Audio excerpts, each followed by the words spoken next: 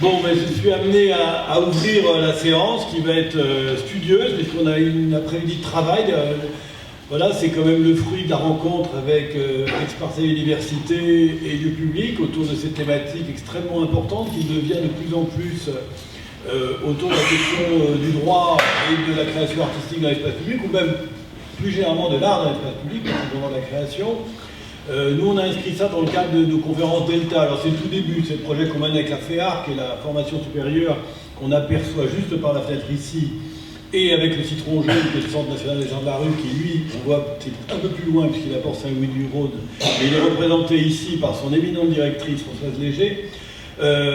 Avant de plonger dans le vif du sujet, je voulais vraiment dire que pour nous, on est extrêmement contents. Alors évidemment, tous les gens qui démarrent des trucs disent « je suis très content d'être avec vous ce soir », je fais partie de la langue de bois habituelle des politiques, ils arrivent, ils débarquent, ils disent « putain, de quoi je parle ? Je suis ravi d'être avec vous ce soir », vraiment bien. Non, en fait, on est vraiment contents parce que les gens de l'équipe du public peuvent en témoigner. Ça fait... alors tiens, Loïc Magnan, ici présent, me disait, mais c'est marrant, votre conférence, ça fait 2 ans que t'en parles ou 3 ans que t'en parles. Puis effectivement, quand on préparait 2013, j'avais envie déjà de travailler sur cette question-là, de croiser le regard artistique, le regard de professionnels, d'organisateurs et de juristes sur cette question qui devient de plus en plus importante. Donc, c'est vraiment pour nous une chose intéressante de lancer cette initiative. Voilà, je pense que ça va être une des préludes de travail, parce qu'on s'aperçoit que dès qu'on commence à tirer sur le fil de la création artistique et de celle du droit, on a à chaque fois on attrape des choses différentes. Alors, voilà, ça c'était ce que je pouvais dire en tout début, sans... Qu'est-ce que je vais vous montrer? Oui, alors juste, vraiment en 30 secondes pour ceux qui ne connaissent pas le public. Donc le public, c'est un centre national de création, ce qui veut dire que derrière le mot national, c'est que notre partenaire principal, c'est l'État, et que notre travail numéro 1, on va dire, c'est d'accompagner les artistes, les créations d'artistes qui travaillent dans l'espace public. Avec une histoire un peu longue, partant des arts de la rue, disons comme base, et puis s'ouvrant de plus en plus à l'ensemble de la création artistique dans l'espace public. La deuxième particularité de Le Public, c'est que son directeur est un artiste, ça fait partie des règles du jeu. Donc en l'occurrence, c'est moi-même pour ce qui est d'aujourd'hui, et demain, ça sera sûrement quelqu'un d'autre. La troisième, c'est évidemment des événements que nous, on peut porter dans le cadre du territoire de Marseille-Provence. Donc on en a porté beaucoup. On a notre rendez-vous régulier, Sirène et Midinette, il y a eu Métamorphose pendant 2013, il y a Travelling qu'on prépare pour la rentrée prochaine, il y en a eu plein d'autres. Et puis le quatrième élément, c'est le fait qu'on pilote maintenant depuis 10 ans une plateforme européenne, cofinancée par la Commission européenne, avec 5 financements successifs de la Commission européenne, qui nous amène d'ailleurs à aborder des questions aussi de droit comparé ou de droit européen, puisqu'effectivement les projets artistiques qu'on mène ont vocation à circuler en Europe et se retrouvent confrontés à des problèmes très particuliers. L'autre particularité, donc cette présentation étant faite, c'est le fait qu'on a inscrit cette conférence dans le cadre d'un début de travail qu'on commence avec la compagnie XTNT, à laquelle nous devons une grande partie de cette scénographie magnifique. La compagnie XTNT ici présente, elle se présentera puisqu'elle fera même une intervention à la toute fin, mais ça ne l'empêchera pas d'intervenir tout au long de notre après-midi. C'est une compagnie qui va travailler maintenant sur plusieurs années sur l'écriture d'un code de la déconduite.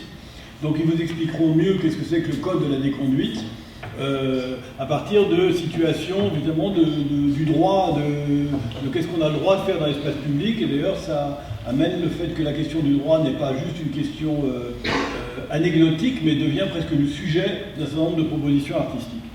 Alors, moi j'avais, comme ça, j'ai préparé une dizaine de petites images qui nous permettaient peut-être de notre point de vue à nous d'organisateurs et à moi d'artistes, d'aborder ces questions-là, à la fois dans le désordre, mais comment nous, très concrètement, on est confrontés à ces questions-là de plus en plus importantes. Donc par exemple, voilà cette image de personnes sur le quai de gare en train d'assister à une œuvre que, en l'occurrence, j'ai faite moi-même, qui s'appelle Igor Agar, mais pour noter, et là ici, Fabienne, je ne sais pas si elle est dans la partie, David, qui est ici, qui est notre directeur technique, pourra aussi corroborer, la question de la sécurité du public est quelque chose qui est montante, c'est quelque chose qui est chaque année de plus en plus complexe, avec des coûts de plus en plus complexes. Donc c'est-à-dire le droit se complexifie, les réglementations qui ne sont pas d'ailleurs forcément totalement liées au droit, puisque des normes arrivent, elles ne sont pas forcément juridiques, elles sont peut-être simplement édictées par soit le ministère de l'Intérieur, soit par les villes. C'est une chose qui est de plus en plus importante. Alors, évidemment, la question de sécurité du public, pour nous, elle est essentielle, évidemment essentielle, mais c'est une chose auquel on se heurte de plus en plus. C'est une difficulté pour les artistes, puisque beaucoup de choses qu'on faisait il y a 10 ans ou qu'on faisait il y a 30 ans sont devenues totalement impossibles, tout bêtement impossibles. Et par ailleurs, elles ont des incidences financières, puisque toute mise en sécurité veut dire, et donc on se retrouve avec des maisons comme la nôtre, où on s'aperçoit que le budget artistique se réduit d'année en année, alors que le budget technique et le budget logistique augmentent chaque année. La question de la sécurité des artistes, donc ça, je crois que c'est des sujets que vous devez connaître aussi bien, parce que je sais que l'année dernière, vous aviez travaillé sur un colloque sur le cirque, où là, effectivement, la question est un peu semblable. Donc, évidemment, cet artiste est un comédien harnaché.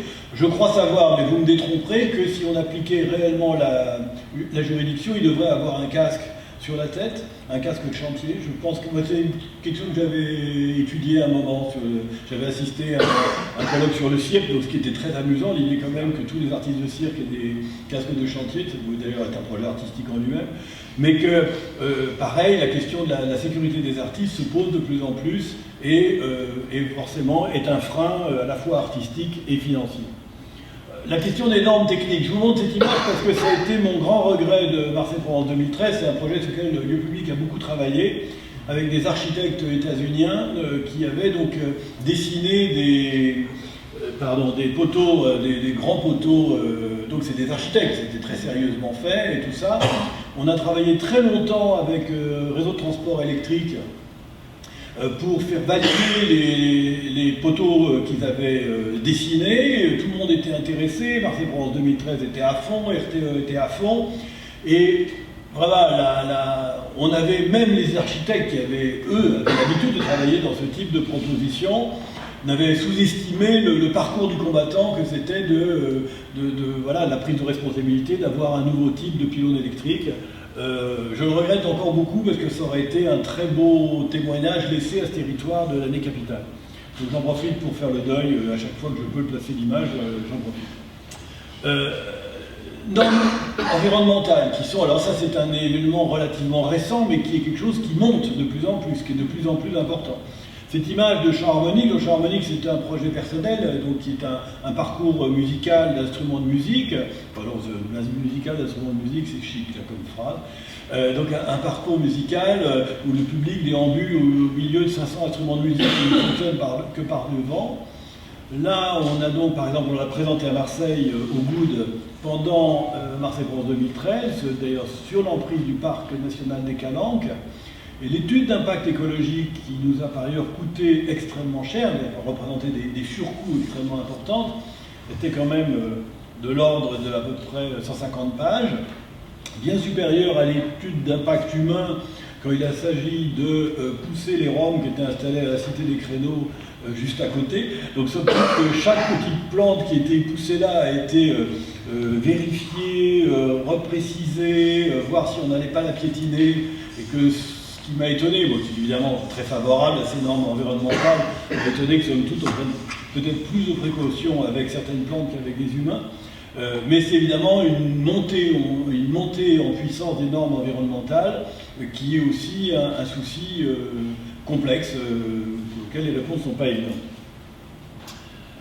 Là, j'arrive à des jeux sur la question de la responsabilité. Pourquoi j'ai amené cette image? Voilà un projet aussi qu'on a mené Marseille-Provence 2013, et donc c'est des véhicules à la poste qui étaient donc transformés par un graphiste, Stéphane Montaner, et donc avec ce jeu comme ça d'anamorphose autour de ces véhicules. Et à un moment, le dossier, c'est dommage que Fabienne ne soit pas là, parce que c'est elle qui avait vécu ça, le dossier a coincé avec un responsable technique de la Poste qui bloquait tout. Alors que la Poste était d'accord, elle finançait une partie, enfin voilà. Mais ça bloquait. Et donc tout d'un coup, on s'est retrouvé avec cet argument extraordinaire, mais imaginez qu'il y a un accident. Et imaginez que la personne qui a un accident, je dis, j'ai pas reconnu que c'était une voiture, je croyais qu'elle venait dans l'autre sens, puisque cette voiture ne ressemble pas aux voitures de d'habitude. Donc je vais me retourner contre la Poste en disant votre voiture est dangereuse puisqu'elle induit une mauvaise visibilité et donc je ne peux pas accepter qu'on transforme les véhicules de la Poste de telle manière. Bon. On est passé par-dessus et ça a réussi à se résoudre, mais on voit bien que ce que nous on connaît bien, qui est l'ouverture du parapluie, terme que vous devez connaître aussi, donc chaque degré qui doit prendre une responsabilité, c'est toujours beaucoup plus simple de dire non que de dire oui. Somme toute, dire non, ça prend exactement le temps de le dire, c'est 3 lettres, dire oui, c'est une prise de responsabilité. Et donc la question de la prise de responsabilité, d'autant que ça fait partie des réflexions plus globales que je mettrai peut-être sur la table. Là, justement, celui-là, là, de la mauvaise foi absolue, celui-là, c'est le plus joli.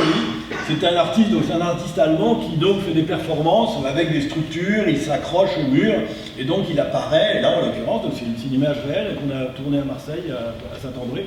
Donc il est accroché à un mur en vertical, et tout ça, etc. Et un jour, bon, c'était une autre figure, mais un peu semblable, on avait installé ça au centre-ville de Marseille.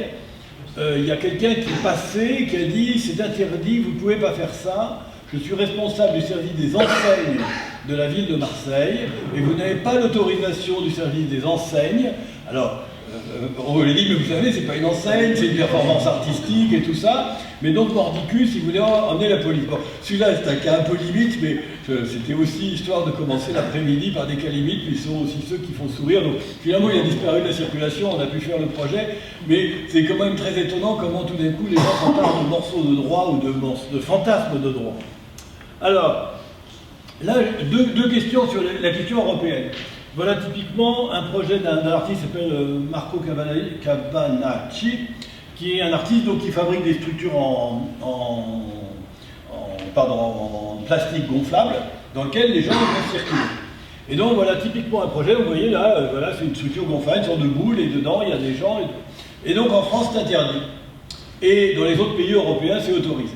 Donc voilà typiquement un projet qui n'a pas pu être présenté, que nous on voulait présenter à Marseille, on n'a pas pu faire. En revanche, il a été fait au Danemark et les gens se promenaient à l'intérieur puisque c'est un système avec des souffleries permanentes pour que la structure reste gonflée. Et voilà un projet que nous, on n'a pas pu présenter ici.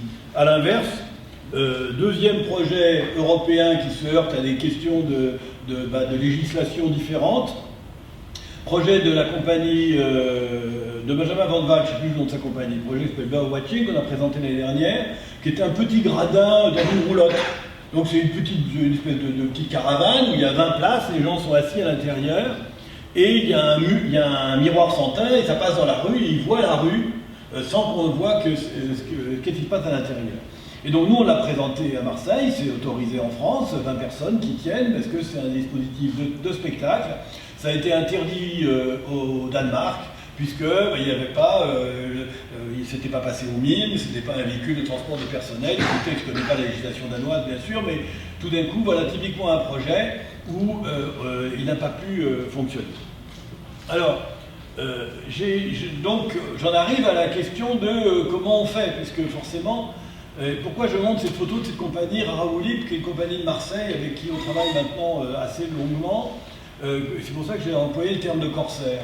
Voilà typiquement une compagnie que nous on a découvert, ils étaient tout seuls.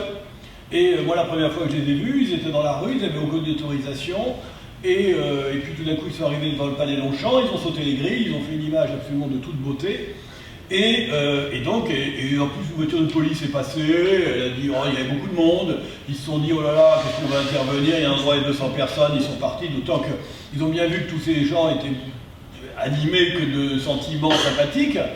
Et donc, alors depuis on les soutient, on les finance, et ils sont rentrés dans une boucle de légalisme. Et donc, leur créativité est forcément limitée, c'est-à-dire qu'il y a toute une série de choses qu'ils ne peuvent plus faire, et évidemment l'économie a entièrement changé. Donc on va dire que le soutien du lieu public à une compagnie naissante, de temps en temps, je me demande est-ce qu'on les a fait avancer ou qu'on les fait reculer. C'est une question qui tout d'un coup nous interroge plus nous qu'eux peut-être, puisque eux sont tous à l'air contents qu'on les soutienne, mais en tout cas on peut se poser la question, c'est pour ça que j'employais le terme de corsaire. Là, un autre exemple de Corsair, où là c'est du public qui a été Corsair. Donc ça c'est un artiste dont le nom d'artiste est Zeus, qui est un artiste plasticien, on va dire, un graffeur, et donc il travaillait avec une encre phosphorescente. Donc c'est une encre qui est invisible à l'œil nu, qui est invisible dans la journée, et qui n'est visible que si on met de la lampe à infrarouge dessus. Et donc le public circulait dans des petits trains qui vont à Notre-Dame-de-la-Garde, là, et qui étaient bardés avec des lumières à infrarouge, et donc quand le train passait, on voyait apparaître des images, et on ne les voyait pas le reste du temps. Donc on dégradait, donc il dégradait un peu le mur, mais somme toute pas du tout, puisque d'abord c'était des murs qui étaient déjà largement dégradés, et d'autre part, c'était invisible à l'œil nu seulement dans le cas de spectacle. Donc, se lancer dans aller demander à 100 syndics de copropriété si on pouvait écrire sur leur mur, un, c'était un travail de titan, et deux, on était sûr que, pareil, c'est plus facile de dire non que de dire oui, puisque les syndics devaient réunir les copropriétés pour leur demander, c'était évidemment absolument ingérable. Donc on a fait les corsaires, c'est-à-dire qu'on a fait une solution mi-chèvre, mi-chou, donc nous sommes un centre national de création, financé par argent public, on ne peut pas se permettre d'aller peindre sur les murs au nom du centre national. Donc on a dit, on le fait, mais on met dans les boîtes aux lettres un petit papier signé par Lieu Public, disant voilà, nous sommes Lieu Public, l'artiste c'est Zeus, voilà, il va écrire, vous verrez rien, donc on vous prévient, si vous n'êtes pas content, s'il y a un problème, vous revenez vers nous. Ce qui nous avait semblé une solution mixte, vous voyez ce que je veux dire, c'est pas totalement dans le légalisme, mais en même temps qui était un entre-deux, entre on y va, et somme toute on demande l'autorisation à personne, et à l'inverse, on se signale, et d'ailleurs, Fabienne me corrigera si j'ai une bêtise, il n'y a pas eu de retour, ni pour faire nettoyer le mur, parce qu'on s'est dit, bon, s'il y a une copropriété qui râle, on fait le mur d'à côté, tant pis, on peut en abandonner. Et donc finalement, cette solution mixte, c'est très bien passé, puisqu'on a pu faire ce que l'artiste voulait. On a pu quand même rester dans des clous de légalité, correspondre au fait qu'on soit un organisme subventionné, et en même temps ne pas se lancer dans une bureaucratie à n'en plus finir. Là j'en arrive un petit peu, ça joue un peu avec XTNT, aux artistes dont la question de jouer avec l'interdit devient le projet artistique. Ce même projet de Zeus, l'artiste dont on parlait juste précédemment, il avait, à Berlin, été découpé au cutter l'image d'un personnage féminin pour la publicité sur Lavazza. Donc il y avait une immense bâche de 20 mètres de haut, il avait été découpé la nuit au cutter, et puis il l'avait mis dans un studio, il l'avait bâillonné, il avait demandé une rançon. Il avait demandé une rançon pour rendre et tout ça. Et donc, il avait fait un acte parfaitement illégal, aller découper la nuit dans des conditions de sécurité, il n'avait sûrement pas de casque de chantier, etc. Et en même temps, il jouait de cet interdit en se faisant passer pour un pseudo-terroriste, puis tout le monde avait bien compris que c'était un projet artistique. D'ailleurs, ce qui est intéressant dans cette histoire, c'est que Lavazza a été plutôt malin, et Lavazza a joué le jeu, ah non, bon, voilà, c'est une connerie. Bon, bah alors, attends, moi, je passe à la suivante. Et vachement mieux l'histoire que je raconte. Bon, d'accord. Si. Ah voilà, moi c'est mieux. Si, je suis allé au palais de Tokyo, il y avait Lavazza qui remettait un chèque de rançon, donc ça a été voilà, utilisé, voilà. Et ils ont utilisé ça pour les RP, quoi. Voilà. Ah. Bon, on étudiera mieux la question. Et donc je reviens à mon parcours personnel, parce que en fait, beaucoup d'artistes sont aussi travaillent dans l'espace public. La question de qu'est-ce qu'on a le droit de faire dans l'espace public devient le sujet. Donc moi, par exemple, j'ai démarré, je mettais cette affreuse image de fanfare à peu près pathétique, parce que le projet qu'on avait dans les années 70, dans la rue, était presque autant de voir quelle réaction on obtenait et de la population et de la police, plus que le projet artistique proprement dit, puisqu'on n'était pas vraiment animé par des buts réellement artistiques. De même, quand dans mon dernier projet personnel, je fais jouer le Sacre du Printemps par un orchestre de locomotive, donc je reprends l'intégralité de la partition de Stravinsky, je change tous les instruments et je fais jouer que par des sons, des bruits, des bruitages. Là, où est l'auteur? Est-ce que j'ai le droit? Est-ce que je n'ai pas le droit? Je dois vous avouer qu'au bout du compte, j'ai aussi fait une solution moyenne. J'ai donc renoncé à mes propres droits et j'ai fait écrit dans les programmes que c'était Stravinsky. Donc, ce qui fait que moi-même, je ne touche pas de droit d'auteur, mais tant pis, je survivrai. Et je me suis aperçu qu'en faisant ça, la SACEM s'en fiche complètement. À partir du moment où on ne prend pas d'argent et qu'on ne demande pas d'argent pour une œuvre, personne n'a été m'attaquer au nom du droit moral pour savoir si j'avais le droit de passer Stravinsky à la Louis. Et puis, cette image-là, je l'ai mise en dernier parce que justement, j'ai rien à vous montrer. Ça, c'était une des plus belles histoires de droit qui me soit personnellement jamais arrivée. On travaillait avec les tambours du Bronx. Les tambours du Bronx avaient fait un projet précédemment avec un artiste qui avait fait fabriquer un grand instrument. C'était 20 énormes bidons de 5 mètres de haut, des tuyaux, il tapait tout ça. Et dont il avait fait une musique, il avait fait une voilà. Et puis nous, on commence à travailler avec les tambours du Bronx, et puis nous dit, on peut utiliser cet instrument. On dit, bah super, on va utiliser cet instrument. Et donc on écrit la musique. Avec Michel Risse, à l'époque, on écrit tout le projet, le concert, la musique et tout ça, etc. Et donc il a commencé à faire une procédure judiciaire, il a attaqué avec ce double argument que j'ai trouvé, moi, est un absolu, comment dire, une merveille absolue intellectuelle. C'était, on l'avait plagié, donc on n'avait pas le droit de faire l'œuvre puisqu'on l'avait plagié, et 2, on avait tellement modifié son œuvre que lui-même ne la reconnaissait pas. Donc ce qui était, je trouvais, le plus bel argument, je me suis dit, j'aurais dû faire du droit pour arriver à ça, c'est-à-dire de dire à la fois, j'ai trouvé ça génial, ça vous pouvez faire ça tout le temps, c'est, vous m'avez copié, donc vraiment c'est scandaleux, et en plus vous m'avez mal copié, et donc on ne voit même pas que vous m'avez copié. Et donc ça c'est, je trouve, j'aurais adoré être avocat pour pouvoir défendre ce point de vue. Voilà. Je finirai par quelques réflexions un peu générales. Le ministère de la Culture a créé très récemment une mission nationale pour l'art et la culture dans l'espace public. Et je pense que cette mission nationale, on verra comment elle se développe, ces questions de droit, ces questions d'avancer sur les questions de droit seraient vraiment une chose importante pour que cette mission nationale ne soit pas juste une question sur des esthétiques ou sur des relations aux collectivités publiques, mais aussi poser la question du droit. Moi, j'ai beaucoup bagarré pour avoir plus de responsabilités. C'est-à-dire que, un petit peu comme dans l'exemple que je donnais avec les murs peints, c'est-à-dire qu'aujourd'hui, lieu public ne peut pas décider de faire quelque chose et d'endosser la responsabilité. Il doit demander l'autorisation à la ville, qui répond dans la vitesse qui lui est impartie, c'est-à-dire on est dans une ville qui ne répond pas forcément aussi rapidement qu'on l'aurait souhaité. Le nombre de fois où on a commencé des spectacles, on n'avait toujours pas les autorisations, où on les recevait la veille au soir, je n'ose en parler. Donc, la question de donner une plus grande responsabilité. Par exemple, on a, nous, une licence d'entrepreneur du spectacle qui existe, qui nous a été imposée, d'ailleurs c'est une longue histoire, l'essence d'entrepreneur du spectacle. Moi, j'aurais souhaité, par exemple, que dans le cadre de cette mission nationale, on travaille en disant, est-ce qu'il n'y aurait pas des licences spécifiques pour organisateurs de spectacles dans l'espace public, qui prouveraient leur savoir-faire, qui prouveraient leur capacité réelle, qui prouveraient la présence de directeurs techniques chevronnés, je me tourne sur ma gauche, et qui, à ce moment-là, pourraient endosser la responsabilité de leurs actes. Ce serait une piste qui me semble intéressante, puisque moi, tout directeur que je suis, à un moment, je ne peux pas être responsable, je ne peux pas dire je prends la responsabilité, je ne peux pas le faire.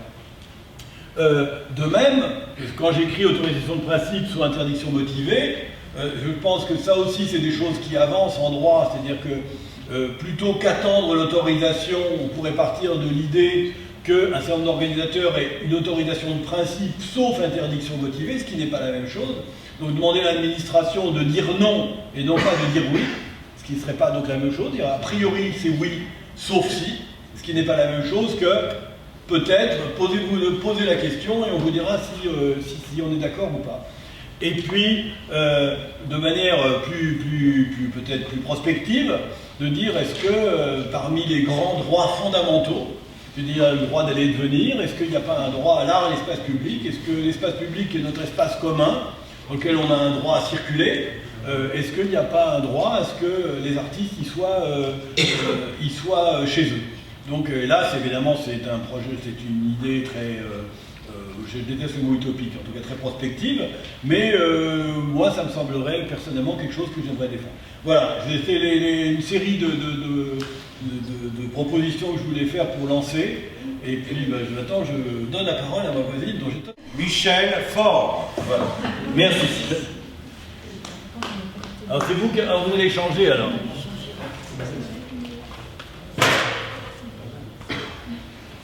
Je ferme celui-là. Et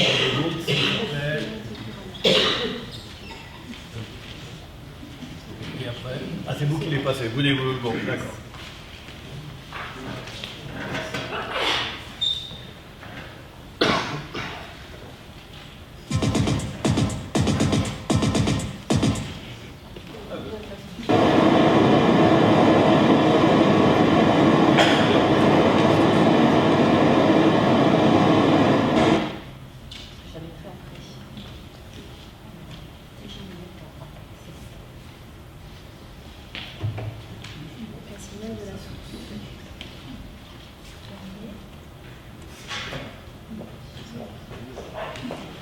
Tu vois pourquoi il n'est pas content, lui? Vous avez la télécommande?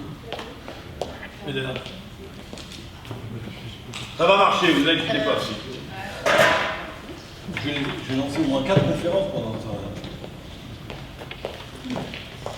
Bonjour à tous, donc je m'appelle Valérie Michel Fauré, je suis docteur en histoire de l'art contemporain et professeure à l'École supérieure d'art et de design de Toulon-Provence-Méditerranée. Et donc j'ai choisi de vous emmener dans une déambulation des chemins de traverse et transverse, des enjeux historiques de l'art urbain et quelles sont les limites aujourd'hui des artistes, aussi bien du point de vue technique, également tous les problèmes de sécurité, les problèmes juridiques que leurs pratiques, qui sont très polymorphes, posent dans notre société. Alors l'art urbain est défini dans l'art contemporain comme une création qui se veut en situation, un art in situ, d'intervention et de participation dans l'espace public, un art qui se veut également éphémère, qui n'a aucune inscription dans la durée, et à destination d'un grand public, donc pas un public ni élitiste, ni restreint, ni spécifique. Ces acteurs s'engagent totalement dans cette action artistique et ils choisissent d'être en contact direct avec le contexte de l'œuvre, les spectateurs, et vont prendre le risque tout au long de l'histoire et l'évolution de cette pratique d'être arrêtés, de se blesser, sans aucune protection. Ces artistes sont issus de tendances très diverses, de mouvements multiples depuis les années 60, et leur dénominateur commun, comme le définit Stéphanie Lemoine, qui est spécialiste de la question, c'est la rue, le contexte, la culture populaire, et également un système qui veut contrecarrer, être une contre-culture du système du marché de l'art, des institutions, des galeries et des musées, qui sont les espaces traditionnels de monstration de l'art.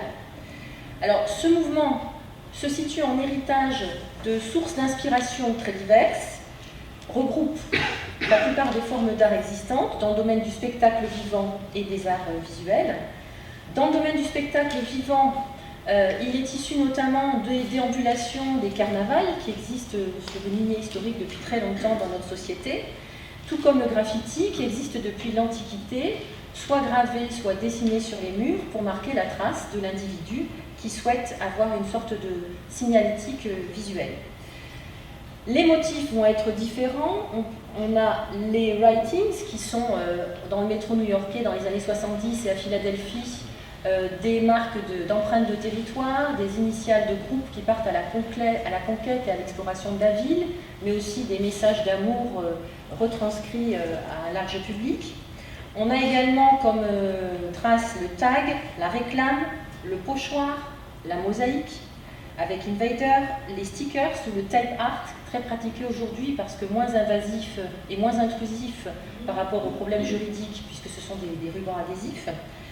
On a également comme pratique le yarn bombing, qui est aussi une pratique light, qui permet de ne pas avoir de procès, puisque ce sont des tricots ou des fils de laine que l'on tisse sur les bancs publics, les arbres, en dressant des parcours chromatiques à l'intérieur des villes.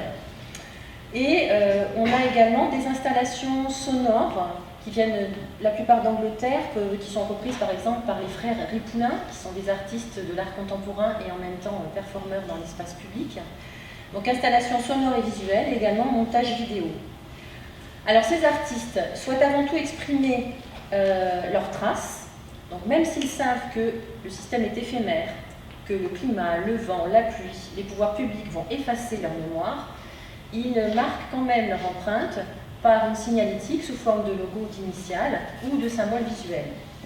Alors cette activité, elle est bien sûr illicite, ils en ont payé les frais dans les années 80, les années 90, et aujourd'hui ont des interventions plus light, comme celle que je vous ai montrée, ou tout à l'heure on verra également Zeus, dont vous parliez tout à l'heure, qui travaille avec le Karcher pour montrer que la symbolique de ce graffiti considéré comme sale ou acte de vandalisme, en fait est un acte de purification des murs et un acte écologique.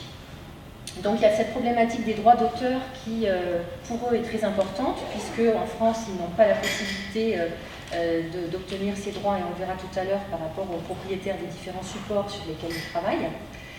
Et les graffitis ont, à un moment donné dans leur histoire, sont passés de la rue à la galerie. Donc dans les années 80, certains graffeurs comme Samo, qui était le pseudo de Jean-Michel Basquiat, ou encore Kay Haring, ont été récupérés sous l'impulsion d'Andy Warhol, qui en a fait des stars, par le système mercantile du marché de l'art et des galeries, et ont appartenu au mouvement d'art contemporain de la figuration libre, qui leur a donné une certaine légitimité sur la scène artistique internationale et le marché de l'art. Donc ils ont abandonné cette politique de critique du système médiatique des artistes.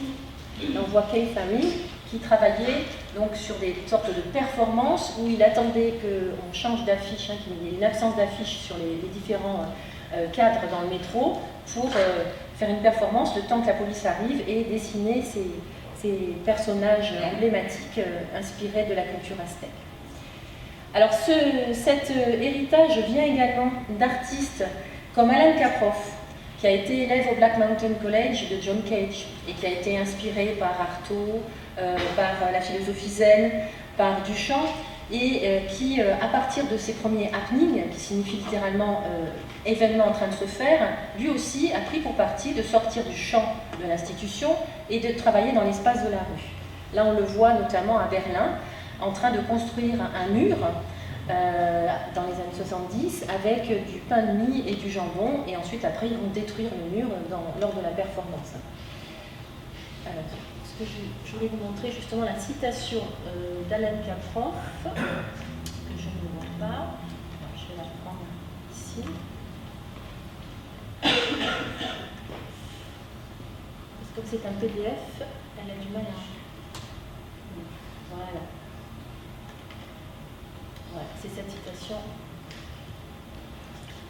Alors, elle est trop grande, on va réduire.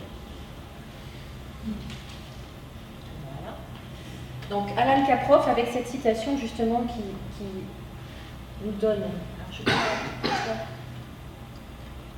voilà. L'art s'est déplacé de l'objet spécialisé en galerie vers l'environnement urbain réel. Donc cette confrontation au réel.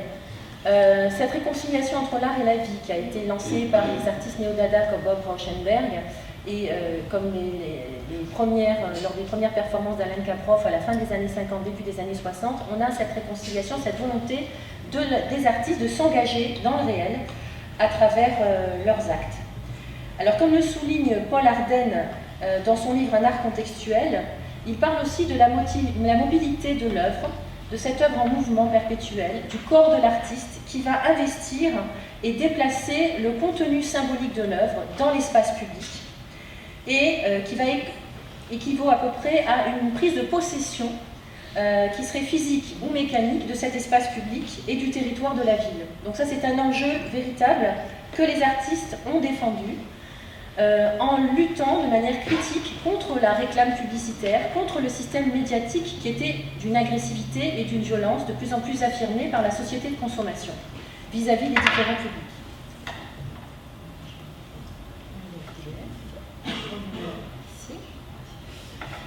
Alors ces artistes, dans cette critique du système, s'inspirent des pamphlets, des tracts, des affiches des pionniers des avant-gardes historiques du début du XXe siècle, avec notamment les futuristes italiens et leur premier tract où ils mettaient en scène leur discours politique de lutte contre les conventions sociales et politiques, ou alors Rodchenko et les constructivistes russes qui reformulaient complètement le langage publicitaire avec des outils qui étaient de l'ordre de la publicité, qui était un détournement de ce langage.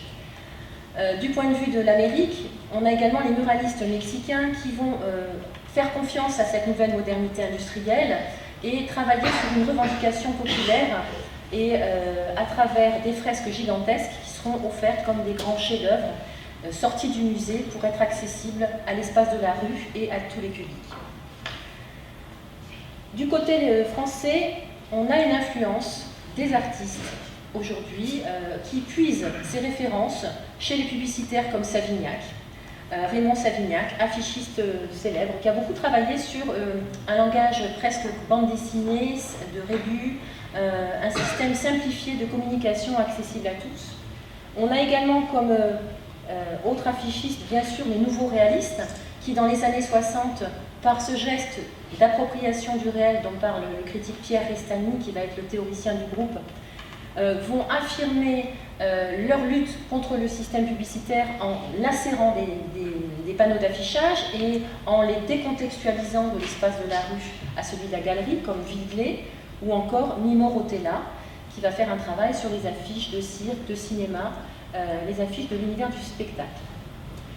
Alors dans ces contre-cultures, on peut également voir d'autres contre-cultures qui sont de l'ordre du langage populaire, comme l'art populaire de la bande dessinée, avec Robert Crumb, qui est compositeur et dessinateur de BD Underground, qui est là aussi l'instigateur d'un nouveau langage visuel dans le domaine du dessin, et également Vaughan Baudet, pour les artistes, qui va être une sorte de clé académique, qui va définir un petit peu l'académisme simplifié du dessin, du graffeur, dans les années 70. Alors on a également dans l'intrusion dans l'espace public des artistes, quelqu'un comme Dubuffet qui va avoir une résonance beaucoup plus large aux États-Unis qu'en France, à travers des environnements, et qui, à travers l'art brut, mais aussi l'art modeste, va construire des environnements précaires et éphémères. Et puis on a aussi la posture des artistes conceptuels, comme le groupe BNPT, et notamment Daniel Buren, qui va travailler sur la notion de in situ et des panneaux d'affichage. Et les médiums et les supports ont changé, les pratiques aussi, et donc il va établir une relation à l'espace de monstration à travers cette notion de in situ. Et il part du principe que le contexte n'est plus subordonné à l'œuvre, mais c'est l'œuvre, la création, qui va révéler de façon nouvelle le lieu et s'y adapter.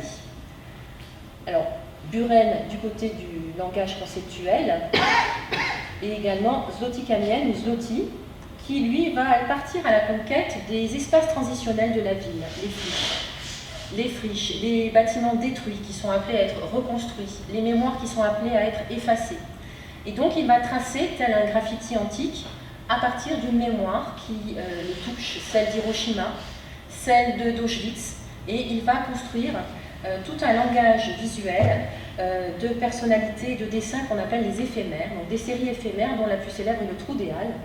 Il investira également d'autres capitales de ces silhouettes, notamment Berlin, Leipzig ou en Afrique du Sud des townships, parce qu'il part du principe que justement pour développer ce langage imaginaire sur ces spectres mémoriels, ce n'est pas l'inceste de la mémoire qui sont effacés par la violence urbaine, de ces constructions, déconstructions, destructions et disparitions, il va marquer par ces silhouettes sa présence et la présence de l'homme dans la ville. Alors, un des pères en France de cette culture, c'est Ernest Pignon-Ernest, un artiste qui va travailler à la fois dans les centres d'art et aussi dans l'espace de la ville, qui va s'engager politiquement puisqu'il sera impliqué dans le syndicalisme artistique. C'est quelqu'un qui a été expulsé de chez lui quand il était enfant à Nice, il a fait la guerre d'Algérie, donc il a des combats politiques à mener à travers son œuvre.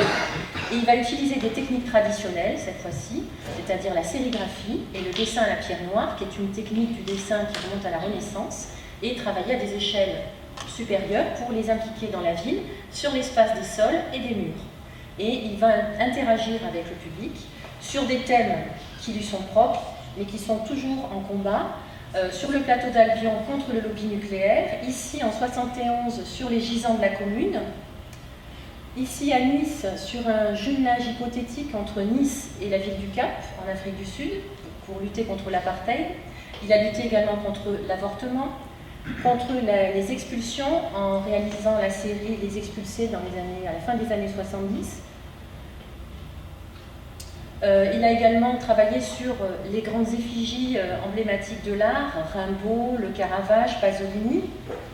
Et dans son discours, là également des modelages dans des systèmes de structures végétales, des sculptures qu'il va installer dans les espaces publics et notamment au Jardin des Plantes.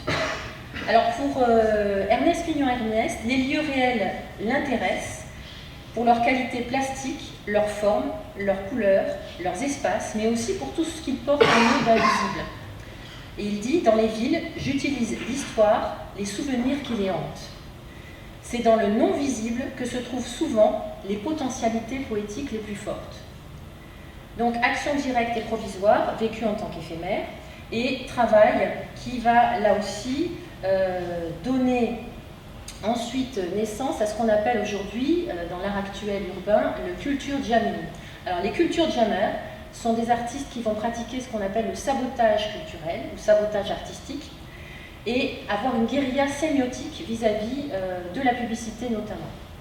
Alors un des plus connus c'est Zeus, dont vous parliez tout à l'heure, qui est né en 77.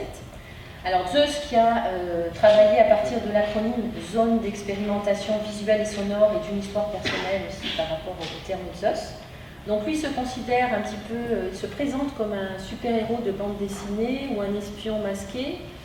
Pendant plusieurs années, jusque dans les années 2010-2011, il va garder un voile sur son visage pour des problèmes juridiques, comme Space Invaders qui pixelise son visage. Il sera habillé dans des costumes de chantier jaune, un chapeau, et il aura des opérations nocturnes assez courtes qu'il retranscrit sur Internet, grâce à Internet aujourd'hui. Et on peut voir toutes les aventures de ce personnage super-héros. Donc à la fin des années 90, il va former avec Space Invaders un groupe qui s'appelle Anonymous et ils vont envahir les villes. Donc ils vont établir des plans de planification qui seront diffusés sur Internet. Il y aura des éditions de cartographie d'invasion et ils vont réaliser aussi des petites vidéos, témoignages documentaires que vous pouvez, tout le monde peut accéder sur YouTube ou qui sont aussi sur des micro-réseaux sociaux et qui leur permettent de communiquer avec leur public. Alors la méthodologie, le Karcher, tout à l'heure on a vu la peinture UV. Il y a la série aussi où il se considère comme pub killer et avec la série des visual attacks, où il attaque l'image publicitaire et bien sûr, ce qu'on a vu tout à l'heure, ça s'appelle le visual kidnapping. C'est toute une série de kidnapping, de prise en otage, de modèles et d'archétypes de, entre guillemets, cette pornographie publicitaire qui envahit l'ensemble des capitales du monde entier. Donc la Lavazza, effectivement, il y aura un premier procès, ensuite il y aura une entente à l'amiable et il y aura une remise de rançon officielle avec le palais de Tokyo qui réconciliera l'artiste avec la firme. Donc après cette série et les multiples procès qui ont fait qu'il a eu énormément de problèmes à la fois sur le plan matériel, financier et qui ont un peu entrecoupé sa carrière, il a depuis 2006 travaillé sur les liquidated logos. Alors là, il s'attaque de manière symbolique en liquidant le pouvoir de ces logos, des grandes multinationales, McDo, celles de la mode, et montre qu'on peut aussi salir d'une autre manière cette identité, non pas par un système de tag, mais avec des coulures, un travail plastique de peinture. Et il va également s'intéresser au sol. Alors le sol qui est un vide juridique, c'est-à-dire qu'on ne peut pas mettre quelqu'un en prison s'il a travaillé sur le sol. Autant sur les murs, ça appartient au pouvoir public ou à un propriétaire privé, mais sur le sol, pour l'instant, ils n'ont pas eu de procès, les artistes qui ont travaillé au sol. Donc, il a fait toute une série, comme celle-ci, sur les fermetures éclairs. Et pour l'instant, il n'a pas été attaqué. Donc, on a Zeus, dont je vous montrerai tout à l'heure un extrait, et on a également Fluxus, bien sûr, dans les années 60, qui, eux, vont travailler sur l'événement. L'événement, la conquête d'actions en espace public pour poursuivre le travail des situationnistes et de guides de bord qui datent de la fin des années 50, début des années 60 et qui vont travailler par l'absurde, partir à l'exploration des publics, des expéditions qu'ils vont mettre en scène. Et le groupe Intel que l'on voit ici. Alors le groupe Intel, au niveau de l'héritage, je ne vois pas, je cherche, voilà. Comme Fluxus, ils vont suivre les préceptes de mai 68, qui étaient ceux des situationnistes, la beauté est dans la rue, c'est les fameuses affiches qu'on voyait à mai 68. Donc on a Fluxus avec ses explorations urbaines et le groupe Intel. Alors le groupe Intel, eux, vont créer des événements. C'est un collectif d'artistes qui prend le relais dans les années 75-80 de Fluxus et des situationnistes. Donc ils vont créer des micro-événements pour relancer un lien politique et social des individus dans la ville, en documentant par des archives, des expos photographiques, les restitutions de ces performances dans la ville. Alors on a ici Socle, donc un travail de performance en 3 actions, statique, excitation, réflexion, dans une rue piétonne. On a également le déjeuner sur l'herbe, qui là fait référence bien sûr à Édouard Manet et à son fameux tableau du Salon des Refusés dans les années 1862-63 avec la reprise et par cette citation, le détournement de cette œuvre fondamentale de l'histoire de l'art, et également des performances réalisées dans la rue lors des rencontres du festival des rencontres de la photographie d'art en 1976, en réalisant un film géant à partir de la participation de tous les publics qui étaient présents lors de cette rencontre. Alors ils sont combattus par la police, par les médias, par le grand public. Dans les années 80, on a des artistes qui vont se radicaliser par rapport aux problèmes juridiques qu'ils vont rencontrer. Certains vont utiliser l'acide, d'autres le Karcher, qui sera plus léger. Et plus léger. Disons le mot. Voilà. Et aujourd'hui, on a Invader qui avait été le partenaire de Zeus que l'on voit ici, qui a été dans les années fin des années 90, début des années 2000, plusieurs fois arrêté aux États-Unis. Hein. Donc lui, il va cacher par des pixels soit l'image, soit la photo, soit par la mosaïque, puisqu'il utilise le système de la mosaïque. Il utilise aussi le Rubik's Cube, instrument populaire de plusieurs générations, et va créer ce qu'on appelle un mouvement en plastique, le Rubik's Cubisme. Et il va inscrire dans l'espace de la ville l'espace numérique, les jeux vidéo, qui vont devenir des emblèmes de cette contre-culture et qui va être récupéré en partie par le système, puisque des maisons d'édition vont publier ces travaux, ces cartes.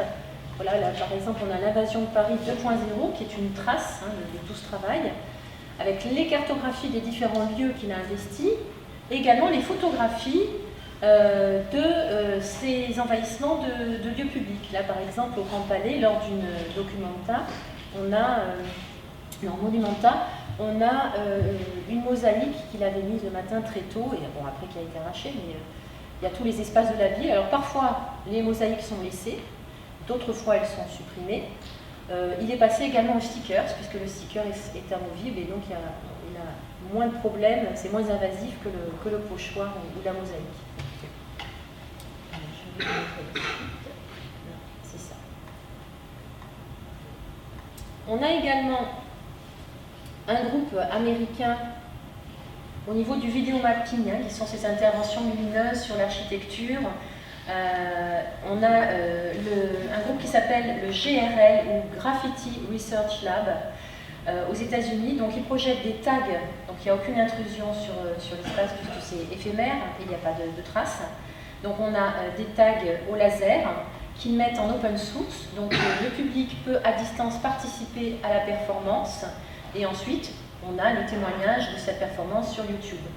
Donc il y a à la fois le fait d'avoir un art participatif à l'échelle de la planète et de voir en direct le résultat de cette participation des différents publics. Il y a une fusion avec la culture à cœur et également le do-it-yourself propre à l'art contemporain qui interviennent dans ces différentes manifestations où on a ce type de témoignage sur le jeu vidéo, des écritures, avec quand même un support technologique, puisqu'il y a un matériel assez lourd qui est à chaque fois emmené. Bon, il y a aussi des graphiques comme Fuck the Police qui sont un peu plus problématiques. Alors JR, lui, autre personnalité forte, détourne plutôt le langage publicitaire et va valoriser le système des bâches, des portraits à grande échelle. Et Banksy, qui est plus reconnu dans le domaine de l'art contemporain, culture jammer, qui va lutter contre le nouvel ordre économique, la mondialisation, à travers le pochoir et la peinture. Alors, pour montrer un extrait de la manière dont interviennent ces artistes, je vais vous passer un extrait de la vidéo. Donc là, c'est une vidéo qui est prise et en disponibilité sur YouTube, qui dure 1 minute et demie, qui montre le travail de... Voilà. Le travail de Zeus. Donc là, c'était en Chine.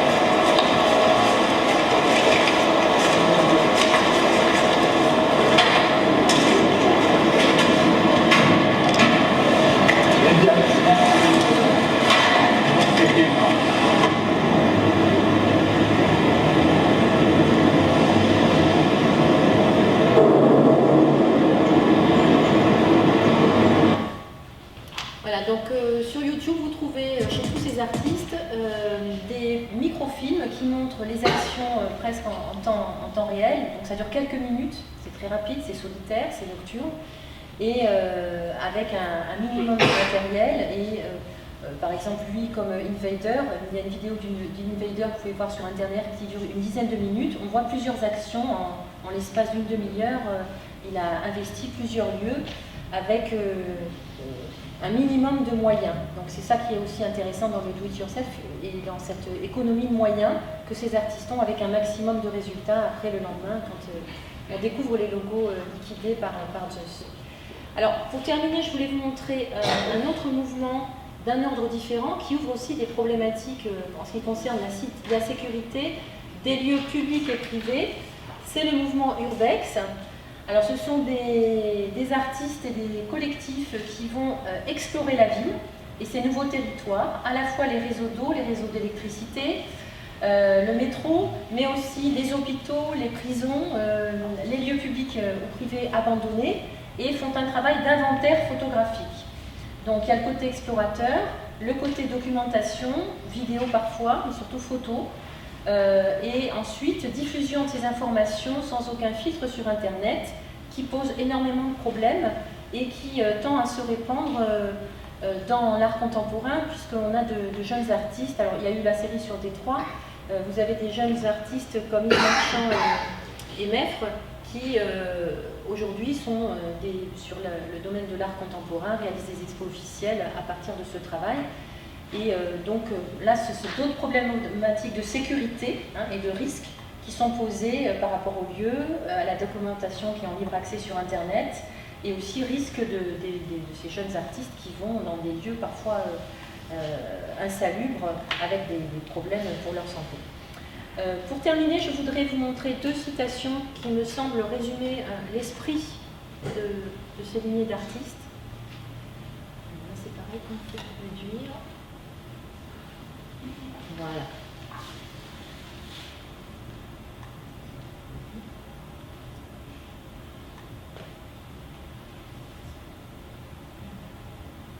Je voudrais avoir juste la taille qui rentre dans le... Dans la bande en haut, il y a un moins et un plus. Alors je vais à moins. Voilà. Il y avait celle-là et l'autre. Ça c'est guide de bord. Et je vais mettre l'autre côté pour avoir les deux. Voilà. Et moins. Voilà. Ça aura exactement le triptyque. On va commencer par celle-là. Alors, je voudrais terminer avec ces deux citations sur ce déplacement inventif, critique, et qui dit « Cette dérive », c'est celui-là, là on a un plan psychogéographique, c'est lui qui a été à l'origine de ce qu'on appelle la psychogéographie. Cette dérive au fil des actes, avec ses gestes, sa promenade transitionnelle et psychanalytique, ses rencontres, et là on a la réponse de Guy Debord dans sa retranscription, est un mode de comportement, un mode de comportement expérimental lié aux conditions de la société urbaine, technique de passage actif à travers des ambiances variées, qui refondent ainsi la ville par la création de dispositifs inédits, dont l'un est proposé ici dans ce dessin, un dispositif de bateau sur une place publique, d'une ville imaginaire qui est complètement reconfigurée. La création de dispositifs inédits, donc la construction de situations, de moments de vie partagés, à la fois singuliers et éphémères, impactant l'individu et le collectif.